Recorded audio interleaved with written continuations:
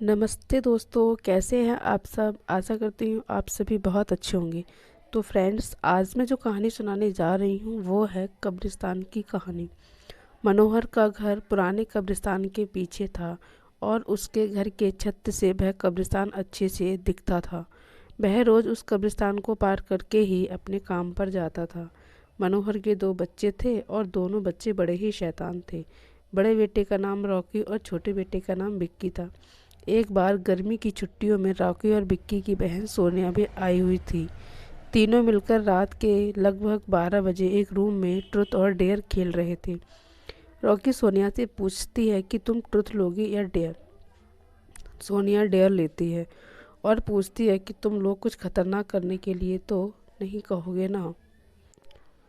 Rocky, ये हुई ना बात, तो जाओ अब छत से घूम करके आओ और छत पर रखे गमले में से फूल तोड़कर लाना होगा, तभी हमें पता चलेगा कि तुम छत पर से आई हो।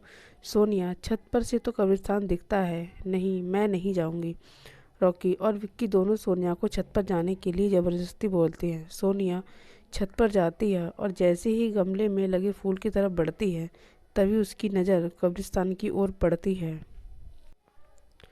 कब्रिस्तान में एक बड़ा सा सूखा पेड़ होता है। वह देखती है कि उस पेड़ पर एक सर कटी हुई लाश लटक रही थी। सोनिया उसे देखती है और ज़ोर से चिल्लाती हुई बेहोश हो जाती है। फिर जब सोनिया बहुत देर तक छत पर से नहीं लौटी तो रॉकी और विक्की दोनों डर जाते हैं और वह छत पर जाकर देखते हैं तो पाते हैं कि सोनिया बेहोश पड़ी है। वो तुरंत मनोहर को बुलाते हैं और सारी बात बताते हैं। मनोहर, तुम तीनों को ऐसा खेल खेलने की क्या ज़रूरत थी? और रॉकी, तुम तो जानते हो उस कब्रिस्तान के बारे में कैसी कैसी खबरें आती हैं, फिर भी तुम सोनिया को रात में छत पर जाने के लिए क्यों भेजा? रॉकी, सॉरी डैड, मुझे गलती हो गई। अब आगे से ऐसा नहीं करेंगे। मनोहर, और फिर कभी दोबारा ऐसा काम किया तो तुम दोनों को उस कब्रिस्तान में छोड़ आऊँगा। अच्छा सोनिया बेटी, ये बताओ तुमने वहाँ ऐसा क्या देख लिया कि तुम वहीं बेहोश हो गई? सोनिया सहमी हुई हालत में मनोहर को सारी बात बताती है कि उसने क्या देखा। मनोहर ने उस कब्रिस्तान के बारे में ऐसी खबरें पहले से ही सुनी हुई थी, इसलिए वह सोनिया को डांटता नहीं है और बच्चों को संभल कर रहने की सलाह देता है। एक दिन मनोहर को काम से छुट्टी मिलने में देर हो जाती है और उस दिन उसे ऑटो भी नहीं मिलता है। वह पैदल ही घर की ओर चल पड़ता है। इधर विक्की और रॉकी दोनों आपस में बात करते हैं। रॉकी, विक्की, तुम्हें क्या लगता है सोनिया ने जो कहा वो सच है? मुझे तो लगता है कि वो सिर्फ बातें बना रही है। वो उसका भ्रम होगा। विक्की, अरे नहीं भाई, तुमने उसकी हालत देखी नहीं, एक दिन भी और यहाँ रुकने को तैयार नहीं हुई। मुझे लगता है कि उसने सच में कुछ देखा होगा। रॉकी, चलो हम कब्रिस्तान में जाकर खुद ही देख लेते हैं। विक्की, अरे भाई, तुम पागल तो नहीं हो गए? मुझे अपनी जान बहुत प्यारी है। मैं कहीं नहीं जाऊँगा और तुम भी मत जाओ। विक्की के मना करने के बावजूद रॉकी नहीं मानता है और वह अकेले ही कब्रिस्तान की ओर चल देता है। कब्रिस्तान का दरवाज़ा खोलता है और अंदर चला जाता है। वह उस पेड़ की ओर देखता है जिस पर सोनिया को सर लटकी हुई लाश दिखी थी। रॉकी खड़े होकर उस पेड़ की ओर देखता है, तभी एक अदृश्य हाथ उसके पैरों को पकड़ लेता है। रॉकी डर जाता है और जोरों से चिल्लाने लगता है, बचाओ बचाओ, छोड़ दो, मुझसे गलती हो गई और मैं कभी भी यहाँ दोबारा नहीं आऊँगा। दूसरे कोने पर एक कब्र होती है जो कि खुली हुई होती है, उसके ऊपर खून लगा हुआ होता है। वह अदृश्य हाथ रॉकी को खींचकर लाते हैं और अब उस कब्र को ढकेलने की कोशिश करने लगते हैं।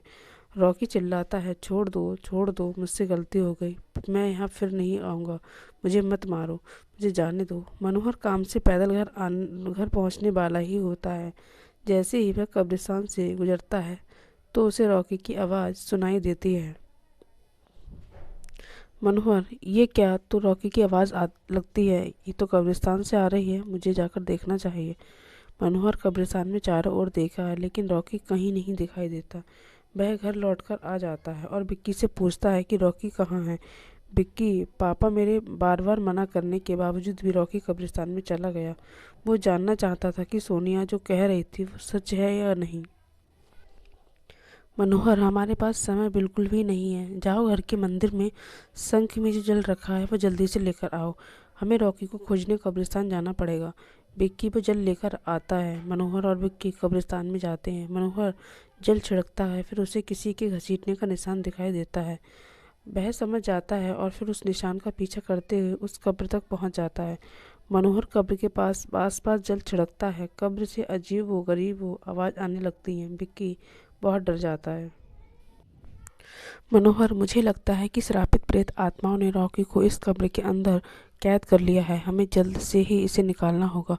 तुम ये पवित्र जल आसपास छिड़कते रहो, इससे हमें वो प्रेत आत्माएं कोई नुकसान नहीं पहुंचा पाएंगी। मैं कब्र को खोलने की कोशिश करता हूँ। मनोहर उस कब्र को खोलने की बहुत कोशिश करता है। अंत में वह कब्र खुल जाती है। उसके अंदर रॉकी लथपथ बेहोश पड़ा होता है। मनोहर रॉकी को लेकर हॉस्पिटल जाता है। उसकी हालत बहुत गंभीर होती है। उस दिन के बाद मनोहर उस घर को छोड़कर शहर से दूर एक दूसरे घर में अपने पूरे परिवार के साथ रहने चला जाता है। दोस्तों, इतनी सी थी ये कहानी। अगर आपको कहानी पसंद आई तो प्लीज़ वीडियो को लाइक करें, शेयर करें और कमेंट करें। अगर आप चैनल पर नए हैं तो प्लीज़ चैनल को सब्सक्राइब करना ना भूलें। बेल आइकन को प्रेस करें ताकि आने वाली वीडियो की नोटिफिकेशन आपको जल्द से जल्द प्राप्त हो। तो दोस्तों, मिलते हैं एक नई कहानी के साथ नेक्स्ट वीडियो में। तब तक के लिए नमस्कार दोस्तों।